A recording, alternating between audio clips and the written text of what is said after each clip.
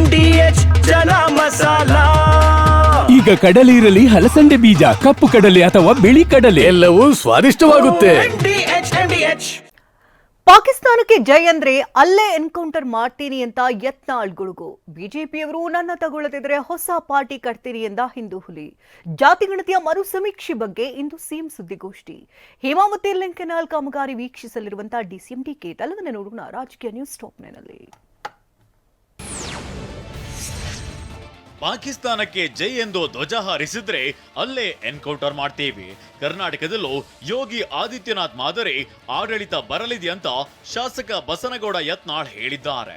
ಮಂಡ್ಯ ಜಿಲ್ಲೆ ಮದ್ದೂರಿನಲ್ಲಿ ಮಾತನಾಡಿದ ಅವರು, ಮುಂದಿನ ಚುನಾವಣೆಯಲ್ಲಿ ಹಿಂದೂಗಳ ಪರವಾಗಿದ್ದವನಿಗೆ ಮತ ಹಾಕಿ. ರಾಜ್ಯದಲ್ಲಿ ಬಿಜೆಪಿ ಆಡಳಿತವಿದ್ದಾಗ ನನ್ನ ಮಂತ್ರಿ ಮಾಡಲಿಲ್ಲ, ನಾನು ಗೃಹ ಮಂತ್ರಿ ಇದ್ದಿದ್ರೆ ಅವರ ಬಾಯಲ್ಲಿ ಗುಂಡು ಹಾಕ್ತಿದ್ದೆ ಅಂತ ಗುಡುಗಿದ್ದಾರೆ. ಯಾರು ಪಾಕಿಸ್ತಾನ ಜೈತಾರೆ, ಪಾಕಿಸ್ತಾನ ಝಂಡಾ ಹಾಕ್ತಾರಲ್ಲ ಅಲ್ಲೇ ಎನ್ಕೌಂಟರ್.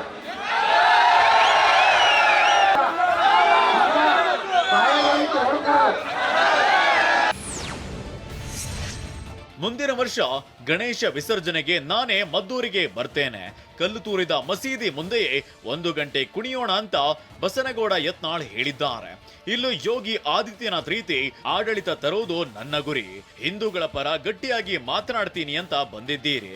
ಇನ್ಮುಂದೆಯೂ ಹಿಂದೂಗಳ ಪರವಾಗಿ ನಿಲ್ಲುವವರನ್ನ ಮಾತ್ರ ಗೆಲ್ಲಿಸಿ, ಗಲಾಟೆಗೆ ಕಾರಣರಾದ ಗೂಂಡಾಗಳನ್ನ ಬಂಧಿಸಿ.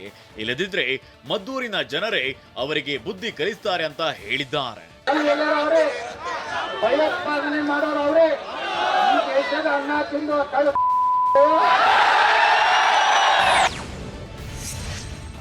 ಬಿಜೆಪಿಯವರು ಹೊಂದಾಣಿಕೆ ಮಾಡುವವರನ್ನ ಕೈಬಿಟ್ಟು ನಮ್ಮನ್ನ ಸೇರಿಸಿಕೊಂಡ್ರೆ ಸರಿ, ಇಲ್ಲದಿದ್ರೆ ನಾನು ಹೊಸ ಹಿಂದೂ ಪಕ್ಷವನ್ನ ಕಟ್ತೇನೆ ಅಂತ ಯತ್ನಾಳ್ ಹೇಳಿದ್ದಾರೆ.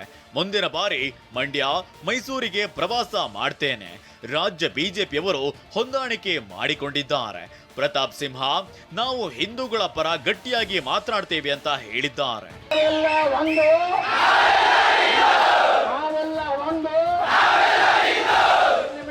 ಜಾತಿ ನೋಡಿ ಓಟ್ ಹಾಕಬಾರದು. ಯಾರು ಈ ರಾಜ್ಯದಲ್ಲಿ ಎಲ್ಲ ಜನಾಂಗದ ಜನರಿಗೆ ಸೇವೆ ಮಾಡಬೇಕು. ಸಿಎಂ ಸಿದ್ದರಾಮಯ್ಯ ಇಂದು ಬೆಳಿಗ್ಗೆ 11 ಗಂಟೆಗೆ ಗೃಹ ಕಚೇರಿ ಕೃಷ್ಣಾದಲ್ಲಿ ಸುದ್ದಿಗೋಷ್ಠಿ ನಡೆಸಲಿದ್ದಾರೆ. ಸೆಪ್ಟೆಂಬರ್ 22ರಿಂದ ಸಾಮಾಜಿಕ ಶೈಕ್ಷಣಿಕ ಸಮೀಕ್ಷೆ ಆರಂಭವಾಗಿದ್ದು, ಜಾತಿಗಣತಿಯ ಮರು ಸಮೀಕ್ಷೆ ಬಗ್ಗೆ ಸಿಎಂ ಮಾಹಿತಿ ಹಂಚಿಕೊಳ್ಳಲಿದ್ದಾರೆ.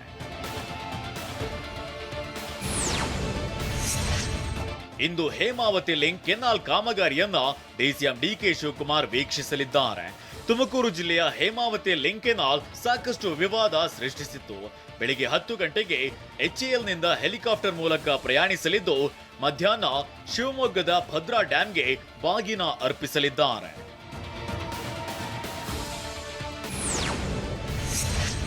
ವಿಜ್ಞಾನದಿಂದ ಆಧುನಿಕತೆವರೆಗೂ ಕರ್ನಾಟಕ ಹೆಸರುವಾಸಿಯಾಗಿದೆ ಅಂತ ಲೋಕಸಭೆಯ ಸ್ಪೀಕರ್ ಓಂ ಬಿರ್ಲಾ ಹೇಳಿದ್ದಾರೆ. ವಿಧಾನಸೌಧದಲ್ಲಿ ನಡೆದ ಕಾಮನ್ವೆಲ್ತ್ ಪಾರ್ಲಿಮೆಂಟ್ ಅಸೋಸಿಯೇಷನ್ ಸಮಾರಂಭದಲ್ಲಿ ಮಾತನಾಡಿದ ಅವರು, ಶ್ರೇಷ್ಠ ಪರಂಪರೆ ಹೊಂದಿರುವ ರಾಜ್ಯ ಅಂದ್ರೆ ಕರ್ನಾಟಕ. ಕರ್ನಾಟಕದಲ್ಲಿ ಸಿಪಿಎ ಸಮ್ಮೇಳನ ನಡೆಸುತ್ತಿರುವುದು ಖುಷಿ ತಂದಿದೆ. ಪ್ರಜಾಪ್ರಭುತ್ವ ವ್ಯವಸ್ಥೆಯಲ್ಲಿ ಪಾರದರ್ಶಕತೆ ಮುಖ್ಯ ಅಂತ ಹೇಳಿದ್ದಾರೆ.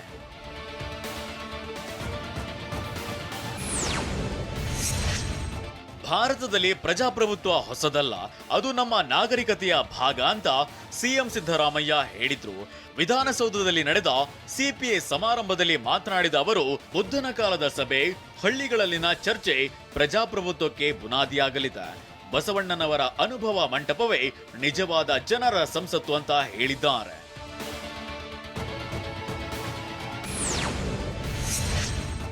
ಹದಿನೈದನೇ ಉಪರಾಷ್ಟ್ರಪತಿಯಾಗಿ ಸಿಪಿ ರಾಧಾಕೃಷ್ಣನ್ ಇಂದು ಪ್ರಮಾಣ ವಚನ ಸ್ವೀಕರಿಸಲಿದ್ದಾರೆ.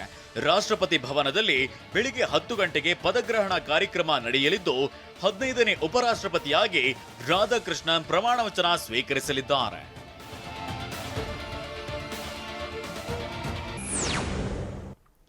ವಾಹ್, ಯಾಕೆ ಈಗ ಬಂತ ಸ್ವಾದ? ಖಂಡಿತ ಈಗ ಬಂತು ಅಸಲಿ ಸ್ವಾದ. MDH chunky chaat masala life ಅಲ್ಲಿ ಅಸಲಿ ಸ್ವಾದ ತರುತ್ತೆ. ಅಸಲಿ ಮಸಾಲ, ಎಸ್ ಎಸ್ MDH.